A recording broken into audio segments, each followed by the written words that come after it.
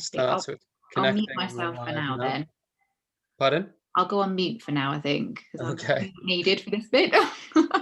We are filling up, so we'll let that build and fill up a little bit. It's rising quite quick. Yeah, it is. Gosh, it's amazing. Until that sort of slows down. So the only thing that I see is that I'm going to rename me, okay, a little bit, because I've got this funny continental spelling.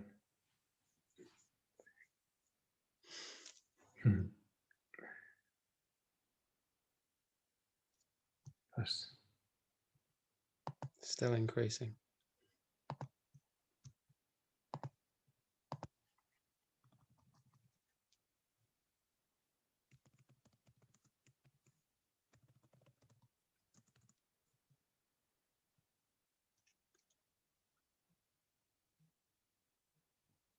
It's leveling out a little bit there, I think. So what I'll do is I'll just show a couple of MACP slides there, Mark, if that's okay. Please do. Once I close that, and then we'll get you to share. It is still trickling up a little bit, but Sure.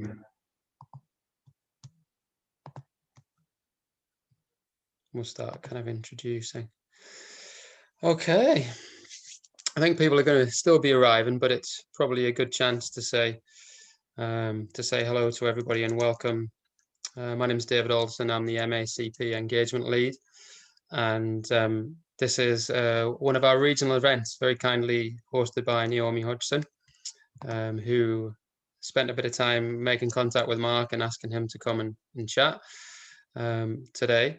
So there'll be lots of MACP members in attendance for sure, and looking at the register, we know there are, but for some that are unfamiliar, the Musculoskeletal Association of Chartered Physiotherapy, the MACP, is a membership organisation with membership gained through the two routes that are just flashing up now, through associate membership, which is a training and completion of a UK-based MSc level course, the focus of which is clinical reasoning, advanced decision making, and ultimately, hopefully, better care for patients.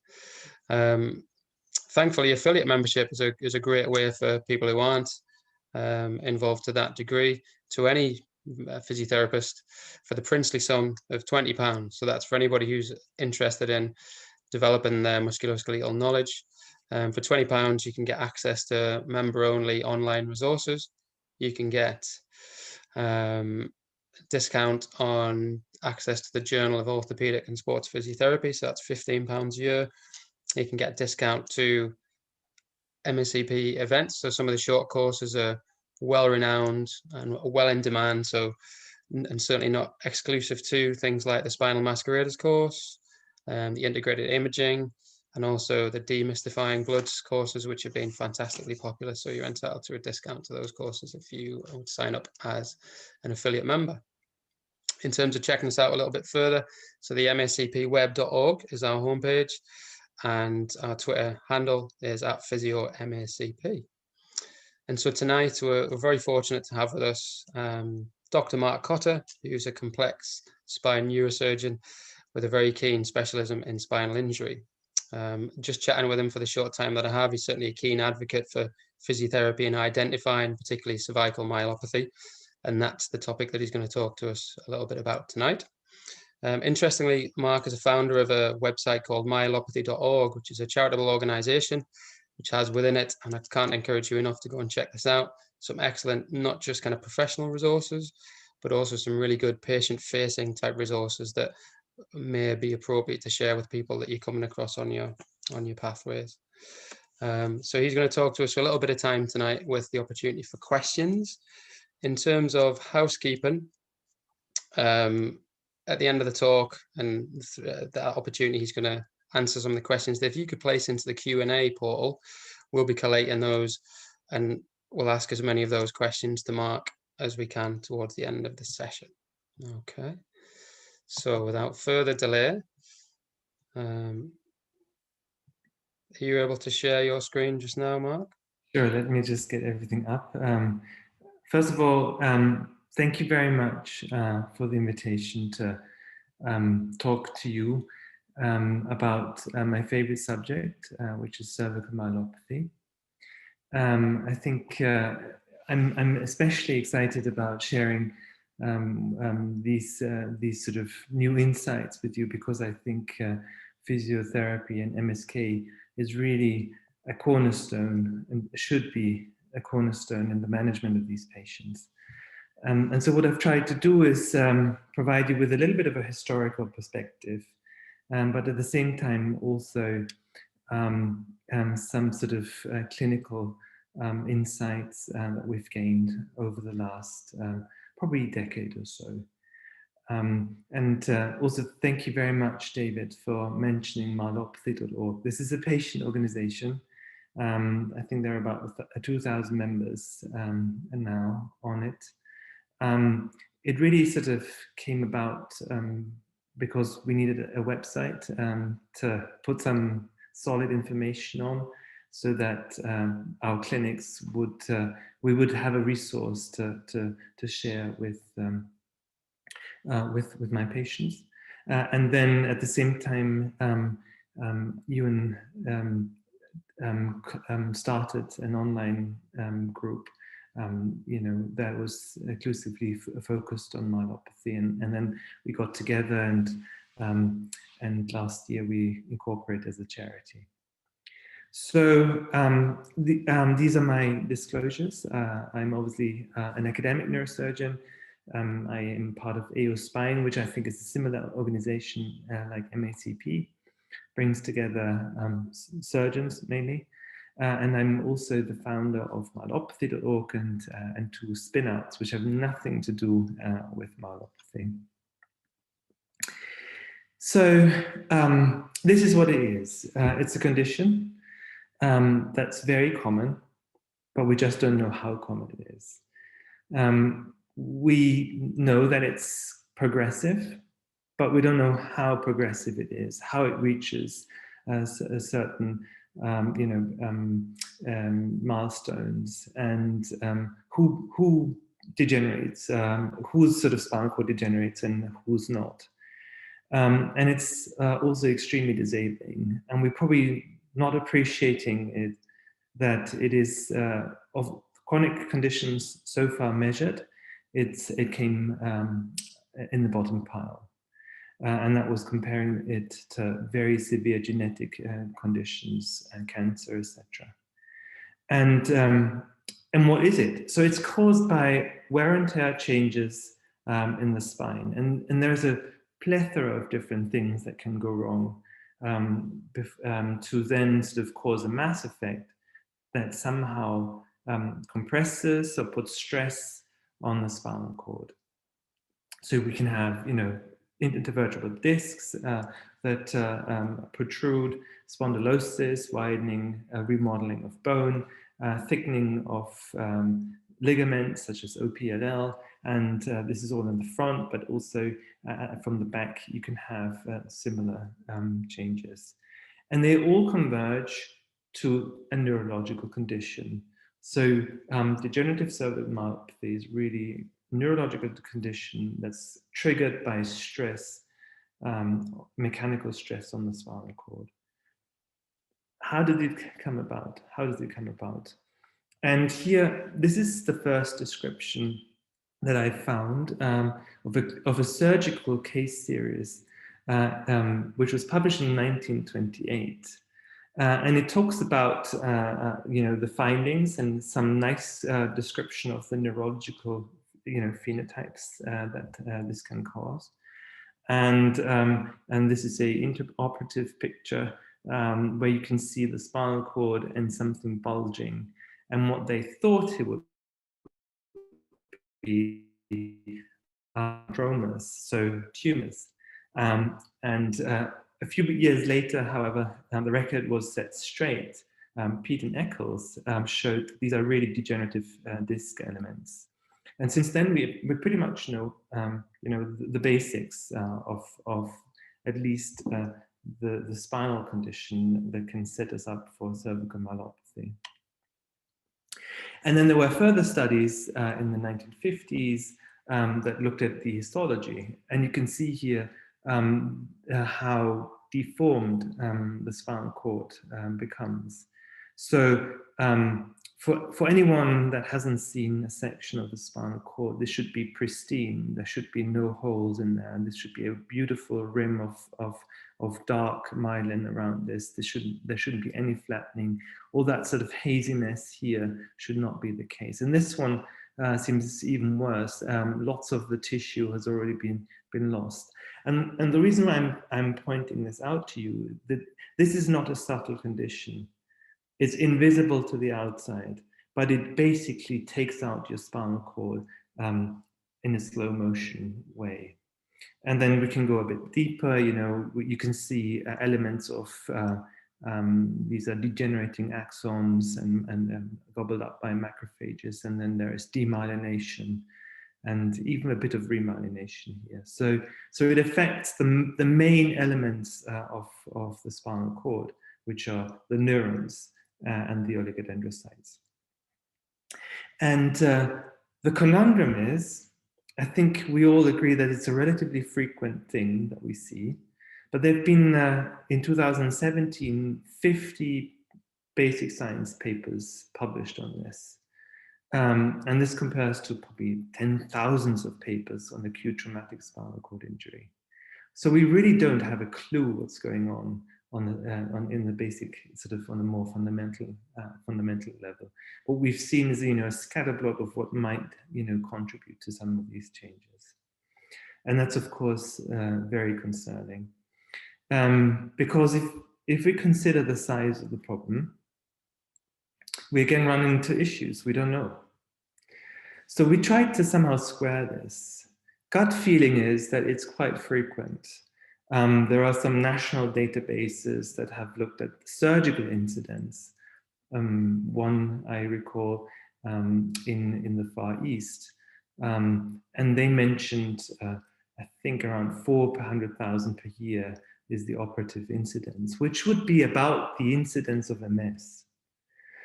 Anyways, another way of circling this is just look at the published literature on MRI studies, often cross-sectional studies that have been conducted. And so we tried to sort of see what they reported and how this fits all together. Obviously, these are MRI studies looking at the cervical spine. And what these studies shows is that below the age of 60, a small proportion, between 5 and 10% of individuals have cord compression. And then as the older we get, if we look at the over 60 population, it rises. And you can go a bit more granular, and you can then see that, you know, with age, this number goes up. I think at around the age of 80, probably 80% of us will have compression of the spinal cord. It's probably just a feature of, you know, our heads being a bit too heavy for the necks that carry the heads, in addition to, you know, the wear and tear of age. And those studies also report neurological symptoms, at least a few of them.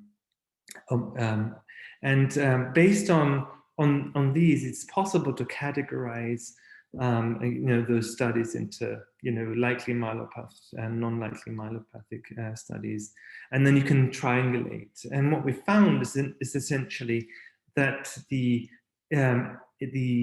prevalence of DCM is probably around 2.3% overall. And if you just consider the plus 50 age group, it climbs to 4 to 5%.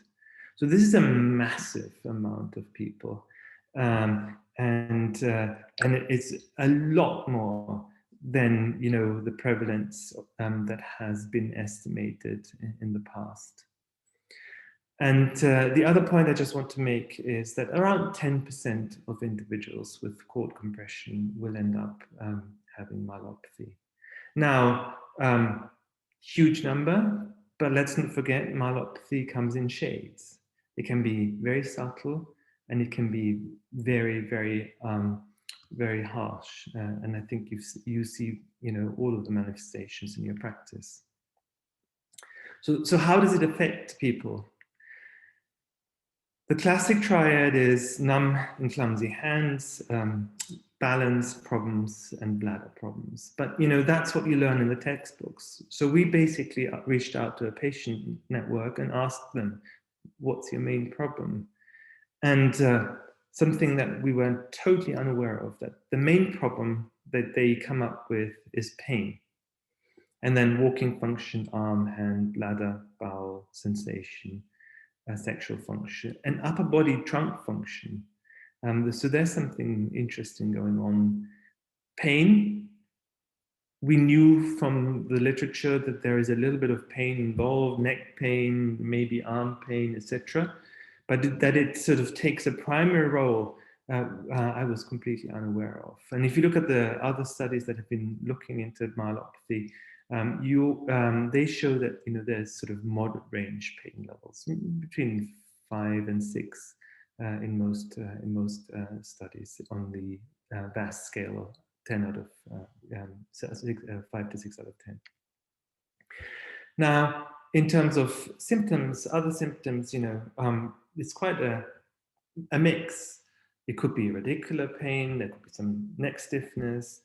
We talked about, you know, the clumsiness and bladder issues. But the problem, of course, is not everything is evident in every individual. And actually, this is just the sort of the smallest set, and there's a lot more sort of symptoms that are typically not associated with myelopathies. For example, you know, neuropathic changes in your trunk in terms of trunk sensation. But the problem that, of course, the primary care faces, including you, when you are at the sort of forefront of this, is that there's lots of other conditions that present in a similar way. So I can totally see how boiling this down to myelopathy is extremely difficult and an area that we need to improve. In terms of neurological examination, you are obviously aware that anything in the cervical spinal cord can cause hyperreflexia, clonus. I think a very, very good thing to look for in any case is Hoffman's sign. So this is flicking the fingertip and looking at the thumb. If you see a flicker, there's videos on YouTube how to do this. It's very specific.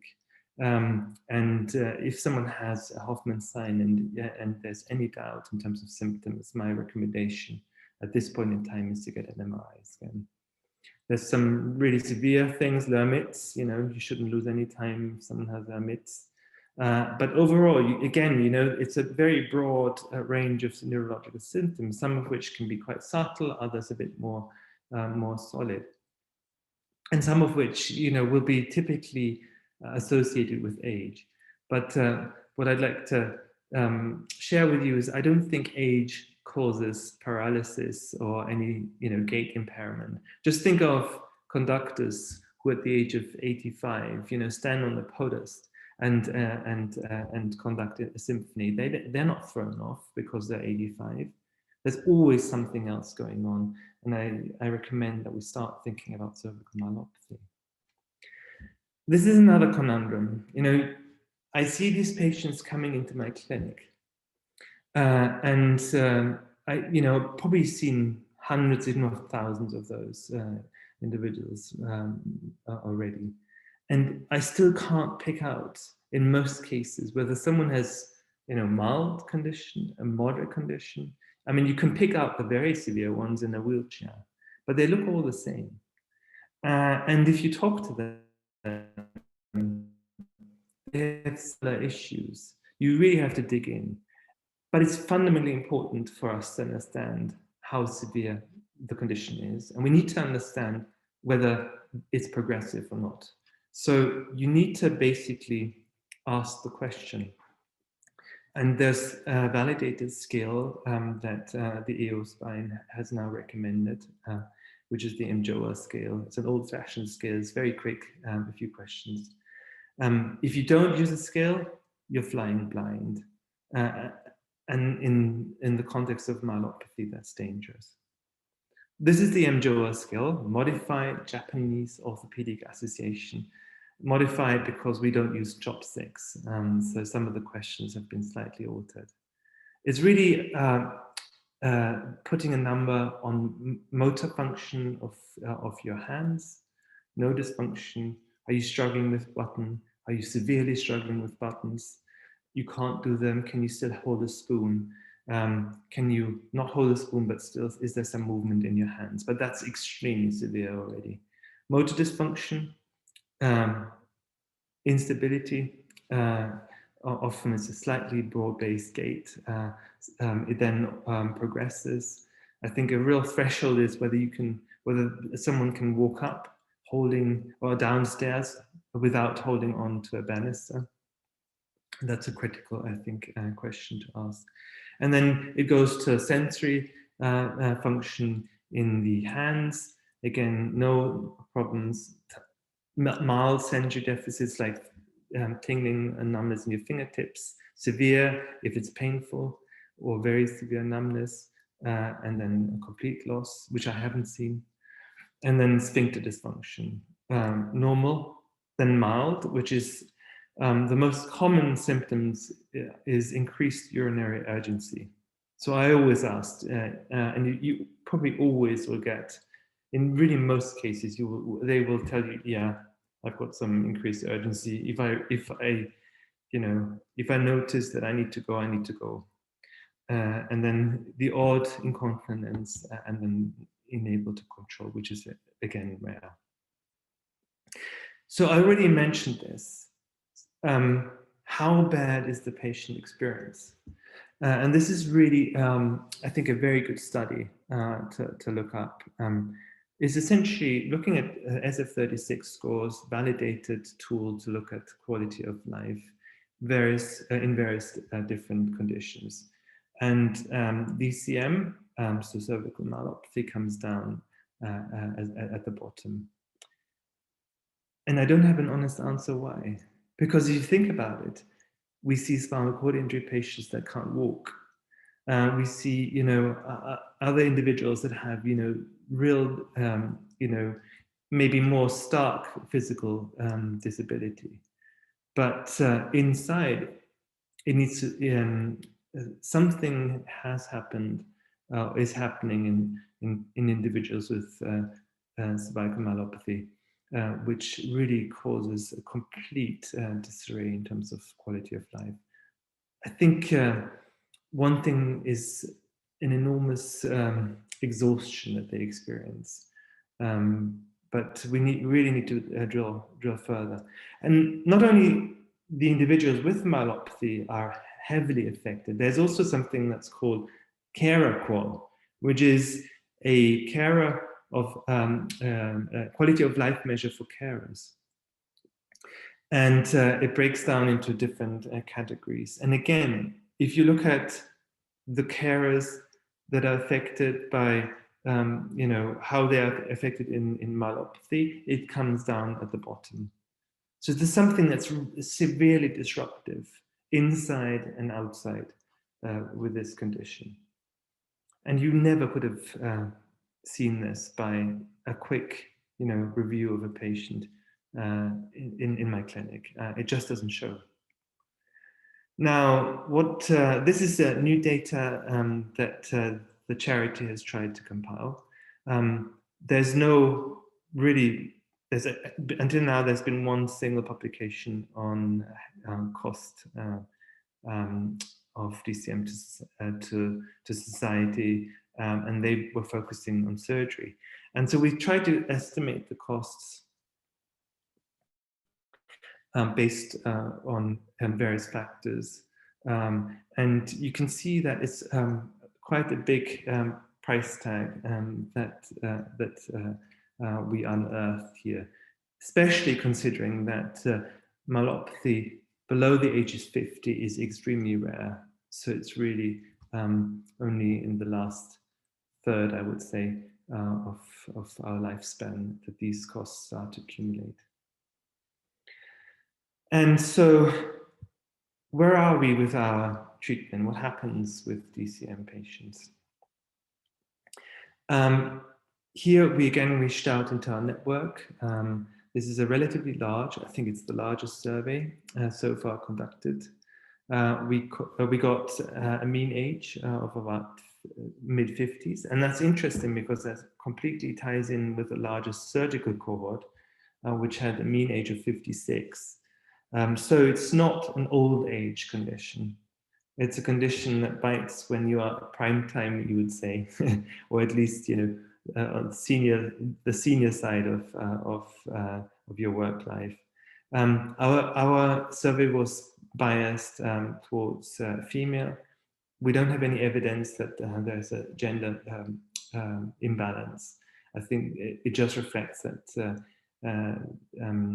women seem to be more open and more likely to participate in such surveys, and you know, they get organized better. And the main respondent were UK and USA, and we have not a fair, but at least some representation of different ethnic groups. So this is what we found. In a third of the cases, diagnosis is made between 0 and 6 months, and that's fine. That's really important threshold, and I'll come to this in a second. But the shocking thing is that 20% require more than 5 years, and everything on that side is not good. Why? Because the longer you wait, the greater your disability. You can see here the groups, mJOA scale can be used to triage people into 3 groups: mild, moderate, and severe. And you can see how the severe group grows over time, and how the mild groups and the moderate groups go down. So essentially, the longer you wait, the worse your cohort gets, and in most cases, the individual gets. That's also reflected in terms of dependency levels. You can see how they go up over time, and employment levels, and you can see how they go down over time. So we're not talking about something subtle here. It might look, you know, to the outside, it might look subtle, but it's actually devastating, and you can measure that. And this is really very important, you know, findings as well. Essentially, it says the sooner you operate, the better your outcomes, and the greater your chance of improvement. And that makes kind of sense. That if we think back to our spinal cord sections, it starts with you know, some pressure. You start losing neurons and oligodendrocytes. The longer it takes, the more you lose. The moment you decompress, we think that driving pathology that creates the loss is stopped, it's gone, so it resolves. But you are left with what you've got, essentially. And as you know, the central nervous system isn't very good at repairing.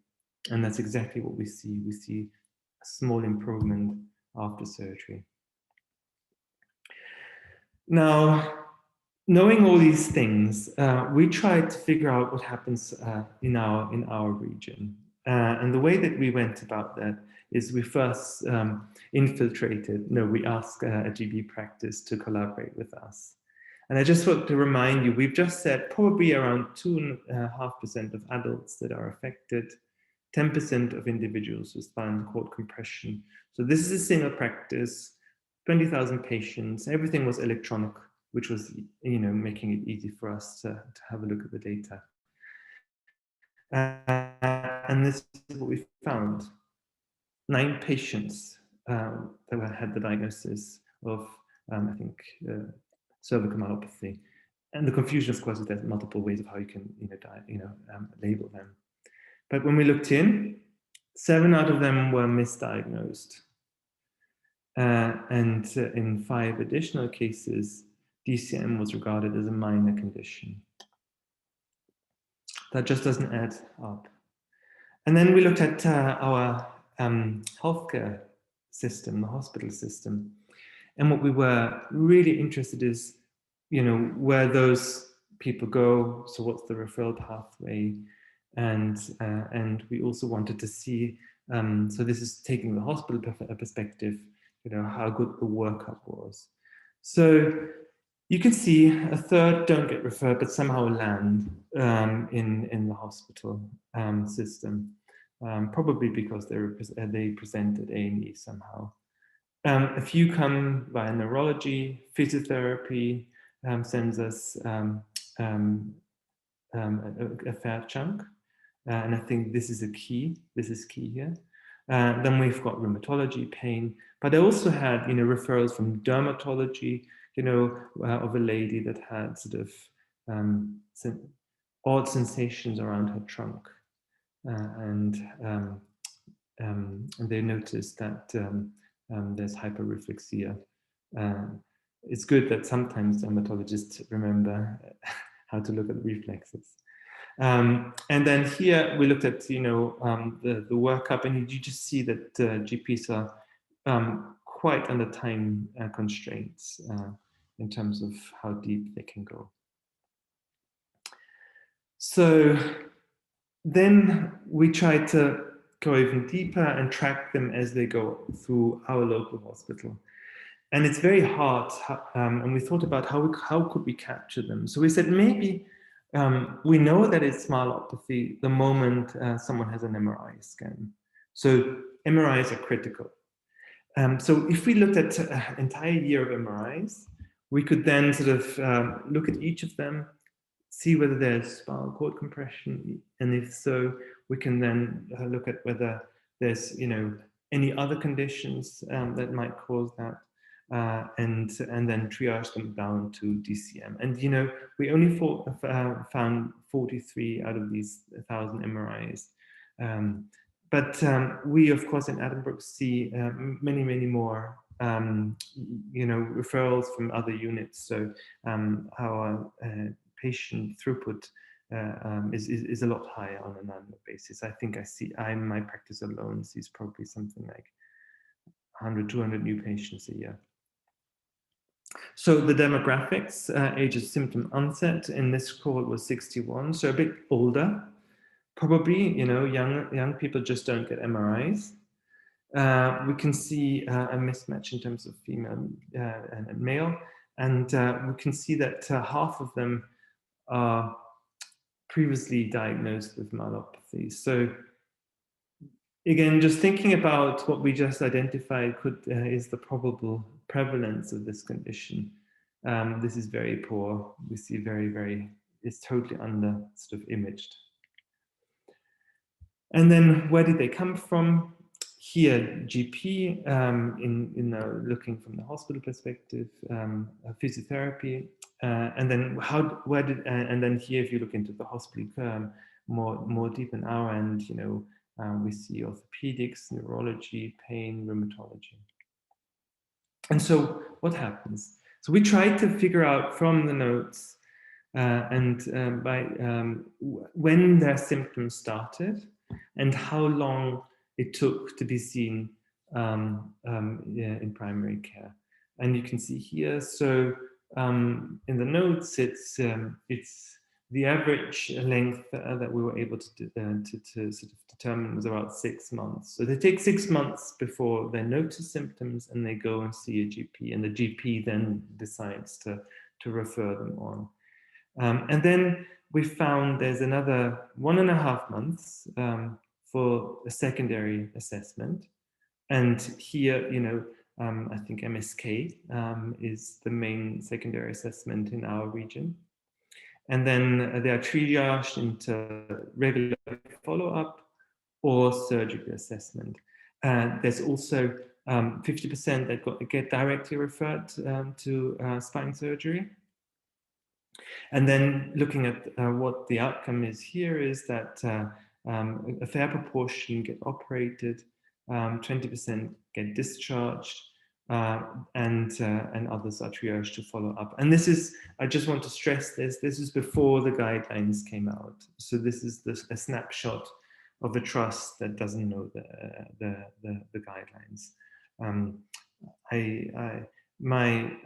I do think that probably some of the trusts aren't aware yet and still have a very similar system. But what does it mean? So it's about a year before onset to symptoms to an MRI. From onset to seeing a surgeon is about 1.5 years, not quite. And it's about 2 years until you get operated. And knowing what we know now, that the disease is relentless and it declines, these are not good figures. In fact, you can trace that. We tried to impute the mJOA score from our patient data. You can see how over time it gets worse and worse and worse. This is not acceptable, obviously. So we thought, hey, how can we explain this? How is it possible that a condition that's so frequent it is so underdiagnosed and receives so little attention? Is there a knowledge gap in the medical professions? We restricted this to medics, so it might be worth looking at that at the physiotherapy side as well. And so we looked at theoretical knowledge. What we did is we planted questions about cervical myelopathy into curated online data banks that doctors use to revise before their exams. That allowed us to sort of get, there's an enormous amount of, usage of these databases. So literally we were able to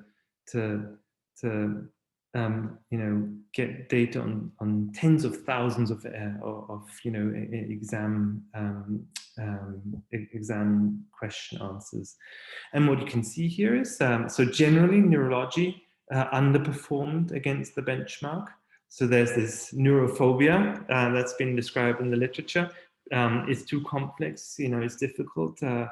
And then you look at multiple sclerosis as a benchmark, and it sort of hovers around the sort of recognition marks. So people do know about multiple sclerosis. Interestingly, they're very aware and they got the answers right when it came to myelopathy, actually better than multiple sclerosis and a lot better than neurology. And we compared it also to diabetes and to chronic symptoms. And then what you see here is the difference in different exams. So from finals or PLAB to specialist registers to the member exams. And you can see some trends. So training doesn't seem to make you more aware of the condition. And then we also looked at questions relating the workup and the management, and you can see again that it's not as good. There's certainly some knowledge gaps in terms of the management versus the presentation and the workup, but it's not devastating. So there's average knowledge about this condition, but somehow it doesn't penetrate. And there seems to be a disconnect between knowing about it and recognizing an individual when they're in front of us. Now we know there is someone who suffers with myelopathy. The big question, of course, is who requires surgery? And I think that's something that is very relevant for you guys as well. Some people think it's a mystery, but conceptually it's actually quite simple. This is how it looks like. In most cases, you're going to have a gradual onset of symptoms, and a common pattern is that it sort of gradually goes down, and at some point in time it accelerates. And if you let it accelerate too much, they drop off. They end up in a wheelchair. Most of the time, when we capture them, they're in that moderate severe stage. So this is when they enter the clinic. The problem with surgery is that It's been now proven in, again, more than 780 patients or so, or individuals, that surgery is effective. It puts a halt to the condition, so it can stop the progression of the condition. And it has mild benefits in terms of symptom improvement. So if these benefits are mild, it really depends on when you capture the individuals, because here your life is completely ruined. Here it's severely compromised, and here you're going back to having some problems but actually functioning not too badly, unless, for example, you're a piano player or need particular skills in your hands. So timing, recognition, and kicking into action is extremely important. And what we've seen, we've been very bad at that. The next question is, how do surgeons decide to treat? And that's one thing that has emerged, and this is really critical. This is one of my key take-home messages, please. There is no correlation between pressure and disability. It really absolutely doesn't matter how much pressure there's on the spinal cord. The only thing that counts is how's the patient, what are his symptoms. And this might be a puzzle, but actually let's look at it from a different perspective.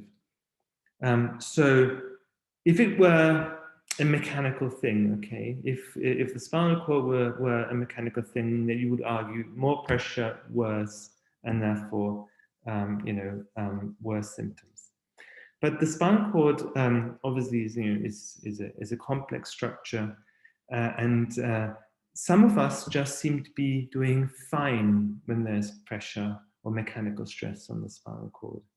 And others of us are doing extremely sensitive to the pressure and deteriorate with very little corporal compression. Here you can see there's nearly nothing going on, but there is signal intensity, so you actually can see the injury. Versus here, nearly everything is gone, and but the cord signal hasn't really changed much. But again, the signal should not be a consideration. The way that I look at it, pressure, compression, triggers some sort of stress on the spinal cord. And then the spinal cord is affected whether, and that depends on the gene set or the sort of the genetic makeup of the individual. Some are just more sensitive to stress, mechanical stress, others aren't. So how did we make decisions in Cambridge before the guidelines? You can see we collected a lot of data on various cases, and we tried to go very deep, look at the different neurological presentations, and imputed mJOA scores, etc., and had a look whether that was somehow related to surgical decision making. And we didn't find any correlation. So whatever the symptoms were, we couldn't for sure say if that's there, our surgeons would decide to operate. On the other hand, we saw a very strong correlation between how much pressure is on the spinal cord or not, based on, these are measurements that you can make that are non-subjective, so objective measures of spinal cord compression. There's a few in the literature. And then we looked at, is there any correlation between the objective features of spinal cord compression and symptoms? And it's a scatter plot, basically. This is a repeat error, testing problem. So there's a few that came up significant, but you would expect this in so many retest scenarios. So it's the sort of, so the answer to that is no. Again, cord compression doesn't translate directly into symptoms. So how about the guidelines? So these are the first set of guidelines that were published in 2017. It was a massive effort led by the University of Toronto, Michael Fillings, and the EO was involved. Most of the big spine societies were involved. And it was a multi-year effort where we synthesized the evidence. Many systematic reviews were conducted, and then there was a consensus process that tried to boil down what the recommendations were. And so here, these are, again, I think very important messages for everyone, including physiotherapists. So cord compression without myelopathy, which is an mJOA score of 18. Don't do prophylactic surgery. There's a significant proportion of individuals with cord compression that don't deteriorate. I brought up the number, about 10% of individuals with cord compression will get the condition. But it makes no sense to do prophylactic surgery. Then the next thing is mild cervical myelopathy. So this is between 15 and 17. So they would typically have maybe some numbness and tingling in their fingers, a little bit of shakiness on walking, and perhaps increased bladder urgency. That would give you that range of symptoms. That's already sort of starting to affect your quality of life. And here the recommendation was either surgical intervention or non-surgical treatment, consisting of a supervised trial of structured rehabilitation. And why we picked this, why we sort of set it on this is because what must not happen is that these patients are lost. At the moment, there is no evidence that suggests that physiotherapy is effective. But I think it's just because there hasn't been any proper studies conducted. And I don't want to imply at all that physiotherapy has no role to play. But what we said, it probably has a role. We don't know yet. We want to make absolutely sure that we don't lose patients. And therefore, we need to somehow slot them into a structured program. Physiotherapy would be great. In the UK, it's hardly possible. So normally, I just follow them up.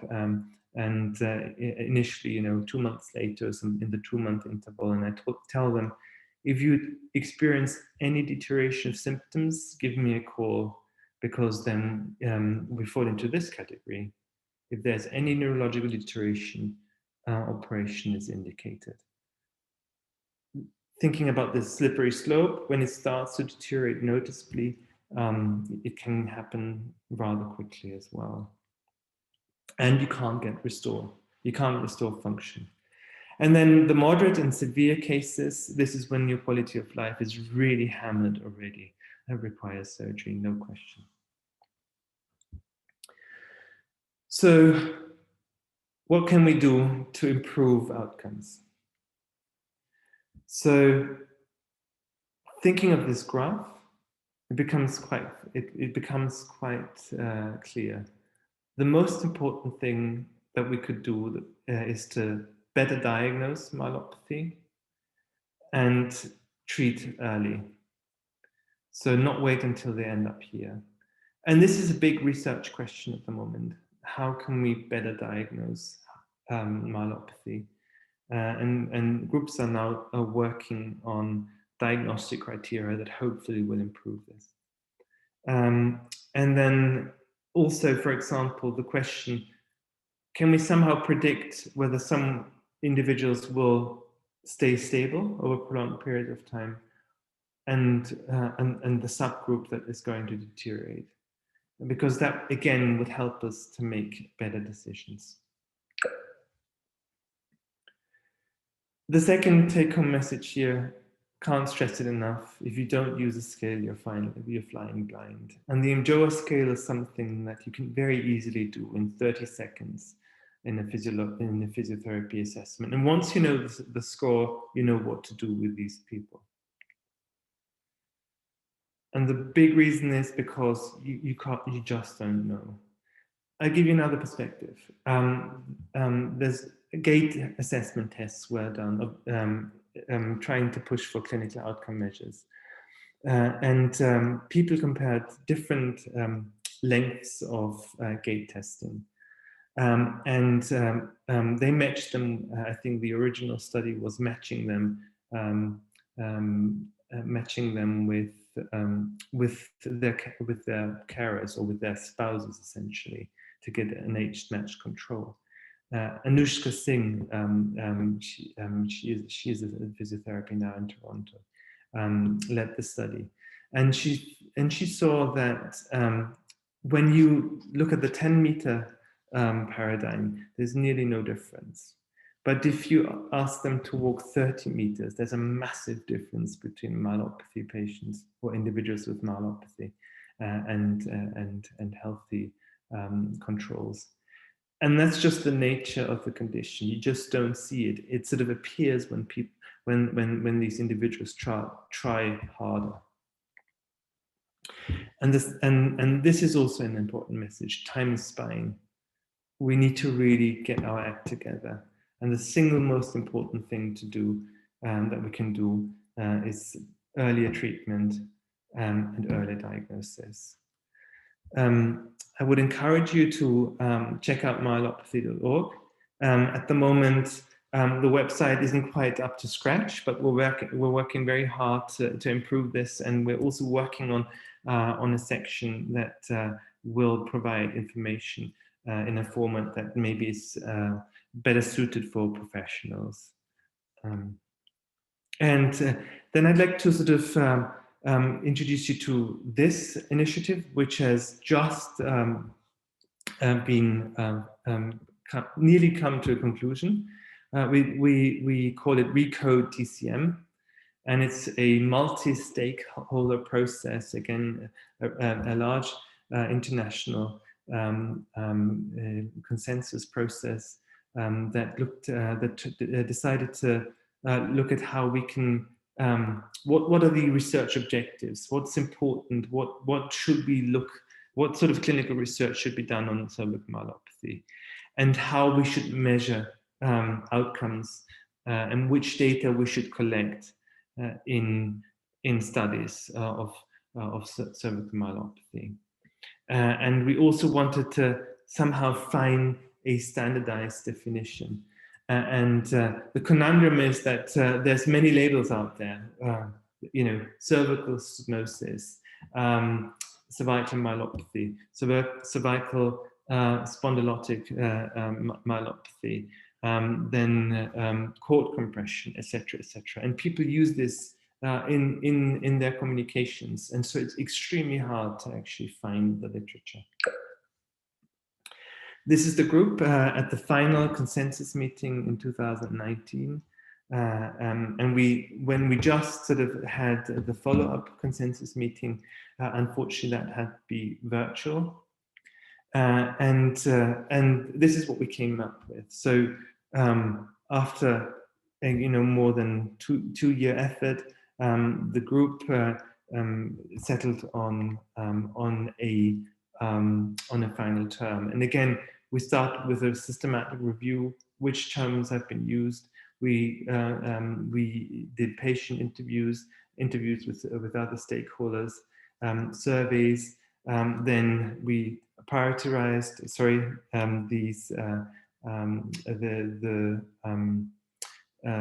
the labels, and then had a final consensus meeting.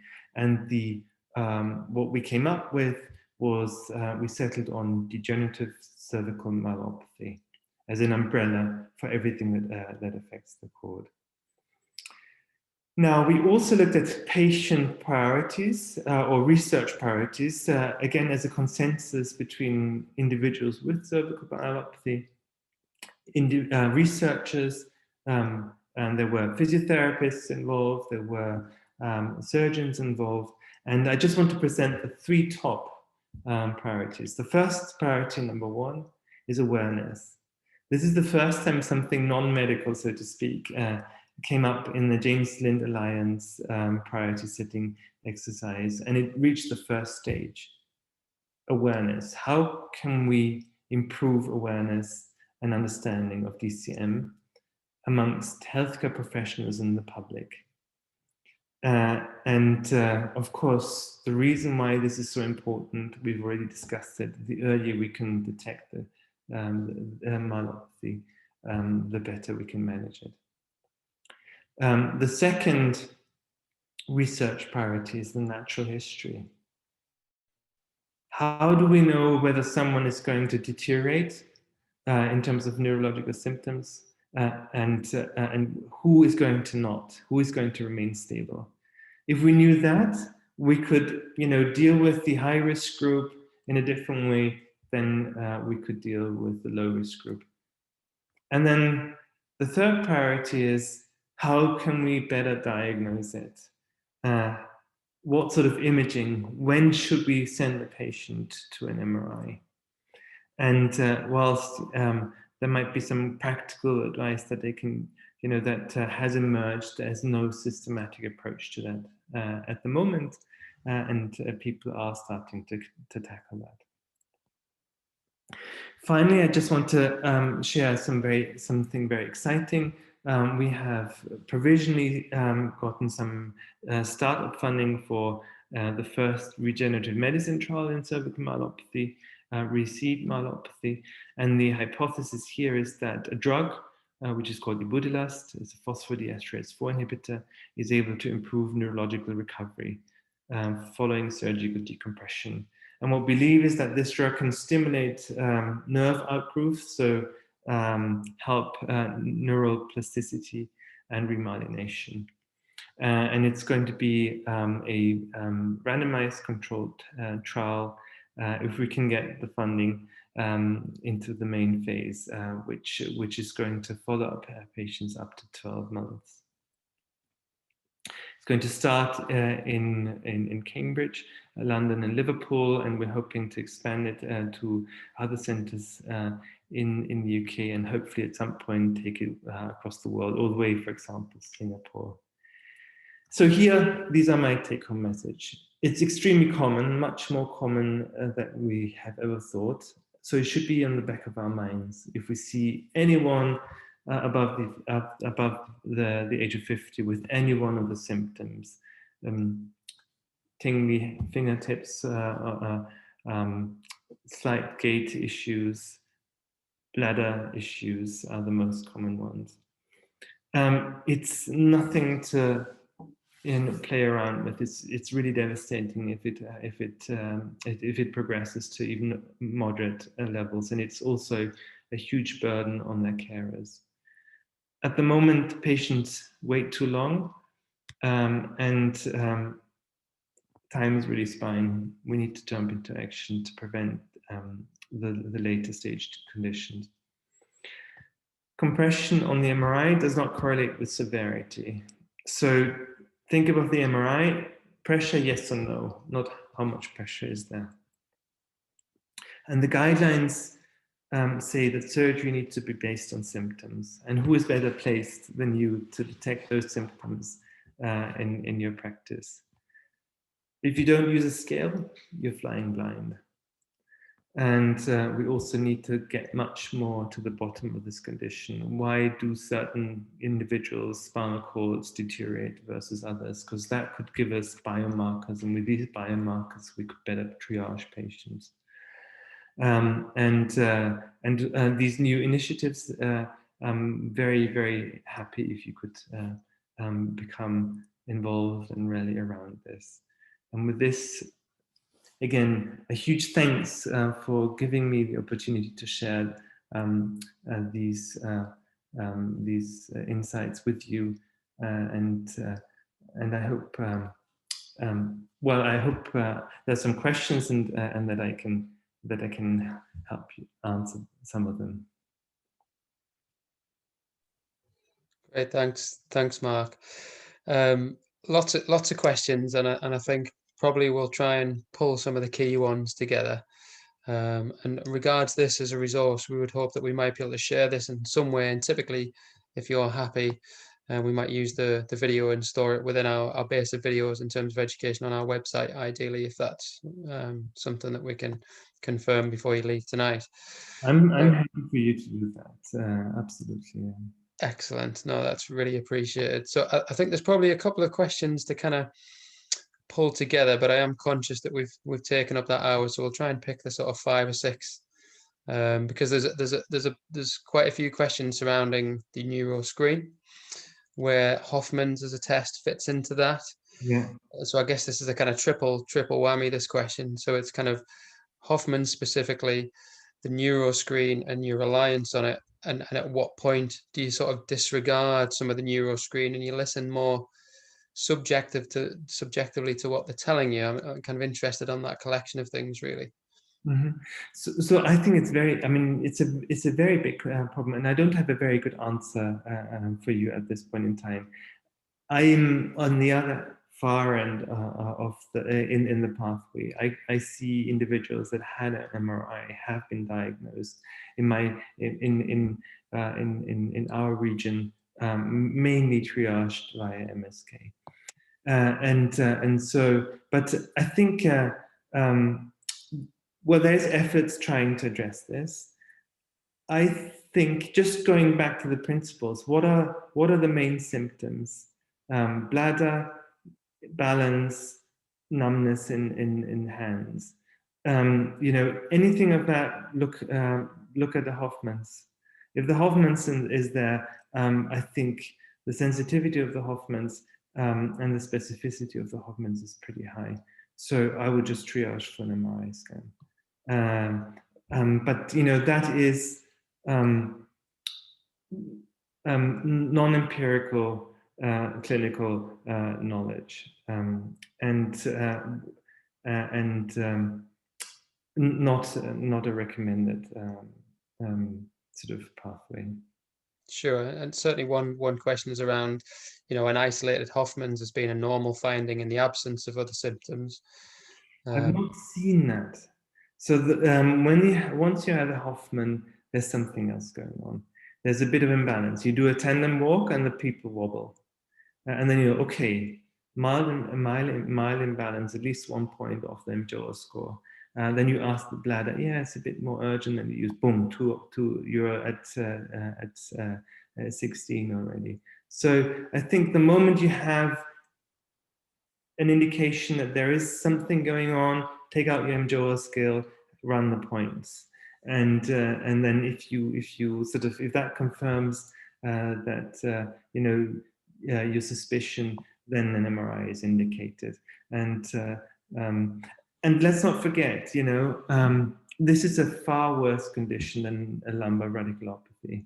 I mean, most of lumbar radiculopathies will resolve over time. This doesn't go away. It just goes down.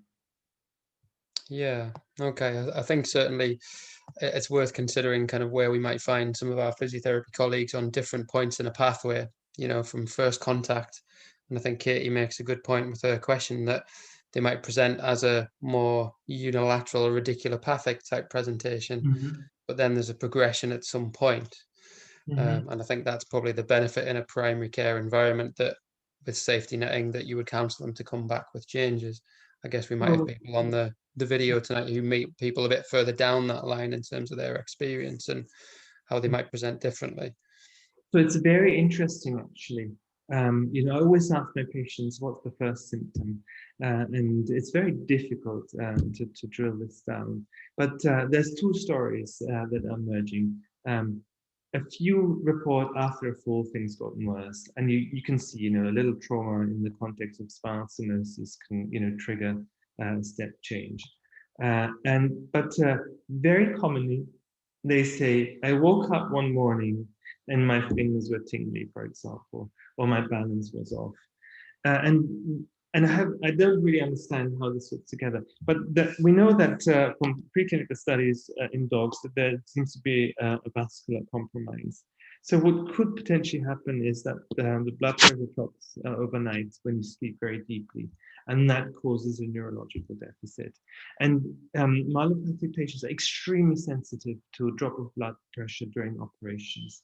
I mean, if you want to, I mean, the single biggest, most important thing if you operate is to keep the blood pressure high, because if it drops, they get injured. And so that makes sort of sense.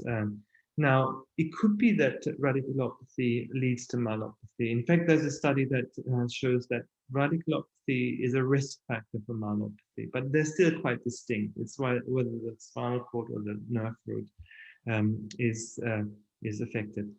One observation that is slightly worrying: I see a lot of patients with bilateral carpal tunnel syndrome operations. That of course didn't make any change, and then they come up.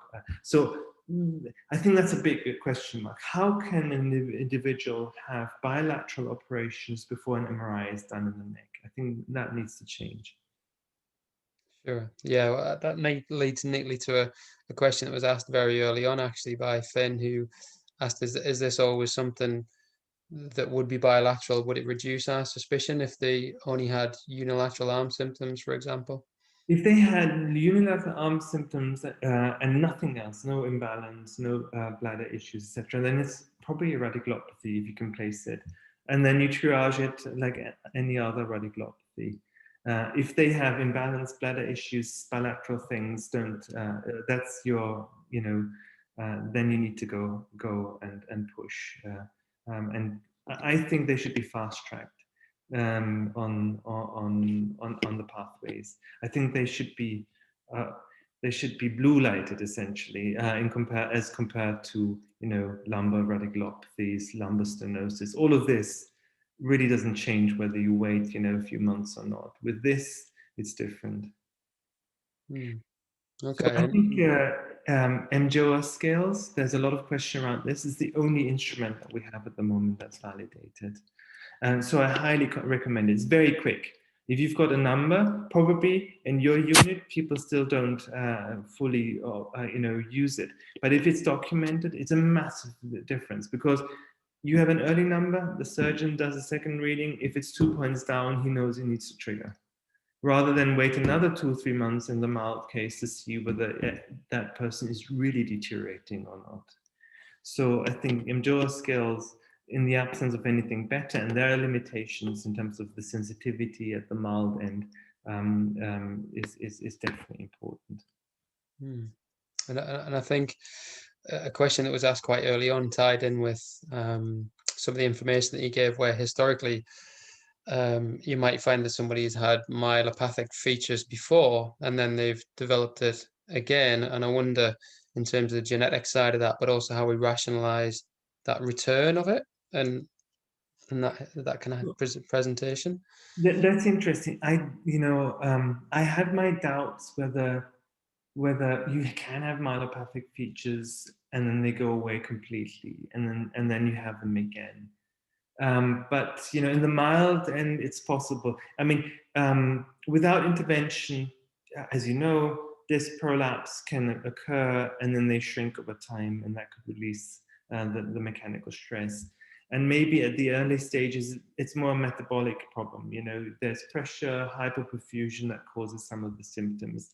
And when it sort of reduces, then it gets better. These are very subtle symptoms. So I've never seen someone in the moderate category get better and then return. In fact, I've never seen anyone in the moderate category get better. And we had this terrible experiment at the moment called COVID, which meant that for months we weren't able to operate, and all of them got worse. I mean, every single one that I saw. So that's not a good thing. In the very mild stage, yes, possibly, and it's probably to do with the resolution of the disc. But here, this is why I think there's a genetic component. I'm going back to that: lots of pressure, nearly no symptoms. So the individual that I showed you that had nearly no cord space left was, I think, late 40s, and did 80 push-ups every morning. And the only thing that they had, a skinny guy working, I think in a moving company. And the only thing he had was some tingling in his fingers and a little bit of imbalance. Whilst the other person, with much less compression, was, incontinent, had, severe sort of imbalance and some upper limb features. So how is this possible? So what we've looked at the genetic basis and try to systematize what's in the literature. And there seem to be two sort of areas that are involved. In the Asian population, there's a lot of literature on OPLL, ossification of the posterior longitudinal ligament, which is swelling and thickening of the PLL. And that can cause pressure. And that seems to be a genetically, at least, predisposed condition. And at some point in time, the pressure seems to be leading. So it's that trigger function that I said to myelopathy. And then interestingly, there is a second sort of scarce literature around genes that are associated with neurological conditions. So ApoE isoforms that are also a risk factor for traumatic brain injuries seem to pop up, which show that there's a vulnerability in the central nervous system that trigger, that makes that more susceptible to trauma or to stress. And I think we're at the very beginning of trying to understand this, and I think this is the way to go, to be honest, to figure out risk factors and genetic and triage. Yeah, it's fascinating stuff, that tolerance of the body, isn't it, to the pressure over time, and how it will withstand it in some people, but not seemingly in others in terms of symptoms. Yeah, I think this is really sort of I think this is really genetically somehow determined, and there's some risk factors.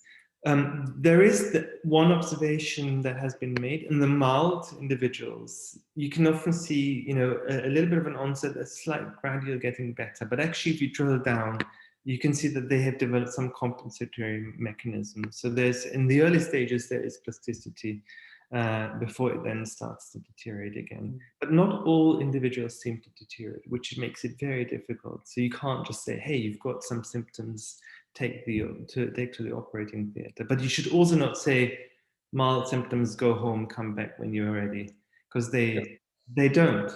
They sit there and it's sort of a trickle. And then if you ask them, were you better three months from now? They say, oh yes, a lot better. But they let 3 months pass like nothing, because from a day-to-day perspective, they don't realize how bad, how things have progressed. So I think that's a very good question to ask. How, a year ago, how were you? And you see that many then say, oh yes, I was a lot better then. Yeah, sure. I wonder, probably just say two more questions. I think really, there's a couple of questions around kind of the bladder and a few things, but I wonder whether for those kind of who are only, subtly affected, and some of the safety netting that you would provide for them, what guidance would you give in terms of safety netting those folks, things to watch out for? What would be the sort of guidance that you would give? Mm-hmm. So, I think you're implying the risks of falls and spinal cord injuries. So yes, there has been a study on this, and they showed, I think, you've got a 3 or 4-fold increase of a chance of a spinal cord injury. But that's not much if you consider that spinal cord injuries are extremely rare anyway. So, of course, I'm going to say, if I see someone has balance issues, please, if you go out, always stay safe. Take a stick or something, a walking aid or something like that, and avoid falls. Because what we know is that if they fall, they often end up with central cord syndrome, which is the traumatic presentation of someone with myelopathy. Another thing, never let anyone manipulate your neck. I think, thankfully, I think we're all on the same board, and it's rare nowadays. But I still sometimes get individuals that went to someone who cracked their neck, and I think that's a very bad thing. And it's also very dangerous, especially for cervical myelopathy. individuals. Other safeguarding. I think education about the symptom, because they literally let it happen until it's bad. So, and I think, quite frankly, because awareness levels are so low, and not only amongst the general population, but also healthcare professionals, at this point in time, we just can't let them go. So recommendation, the clinical guidelines say structured course of physiotherapy, and the entire reason was to say, do not discharge these people. They need to be observed, and if the physiotherapist picks up, or the rehabilitation specialist, or whoever does the follow-up, the surgeon picks up a deterioration, they need to be seriously considered for surgery, because there's this, you can't get back to normal thing. There's, what you've lost, you basically have lost, and in the absence of effective treatments that restore function, we need to make sure that we don't get into the dark places. And in terms of, I guess it ties in with safety netting, but the things that you would be asking people to watch out for and pick up the phone in the instance that they get them in deterioration, what were the key things that you would want people to be really vigilant for? So the mJOA score is a very good guideline for this. It's also your instrument to measure deterioration. So I think you can literally say, hey, if you think your hands are getting worse, call me. Your bladder, your balance, your sensation. But you see that there's a case report that we published, and that's not unfrequent actually, of someone who presented with what she thought was dermatological issues. So she had sort of funny dysesthesias in her trunk, and she felt that some sort of cream substance was crawling under her skin, and I had 2 patients like that, and that was sort of mainly affecting the trunk. And today again, I saw an individual who had sort of neuropathic pain in the flank, which subsided after surgery. And it makes sense. We're thinking about, we're looking at the cervical spinal cord. Everything more or less below the head passes through this. So everything's possible in terms of symptoms. What I haven't disclosed, there's studies showing that there's breathing issues with them, subtle, that you uncover when you do a functional breathe test, etc. So it goes much further, this. And if you think about spinal cord injury literature, that the immune system is also affected. I mean, and we're still learning about this condition, although we know about it for 100+ years now. But probably just one more question really, and I wonder your experience of the prevalence of that kind of double presentation where you've got a concomitant maybe spinal stenosis alongside this kind of myelopathic type presentation, and how that can sometimes confuse us with one overlaid on the other. I wonder your thoughts. Yeah, no, that's, I think, a very good point. I don't want to get the number wrong, but it's a high number of individuals that have what's called tandem stenosis. Now, how do I look at it? It's fairly simple actually. The brain is the most important thing. The spinal cord comes next, and it goes from top to down.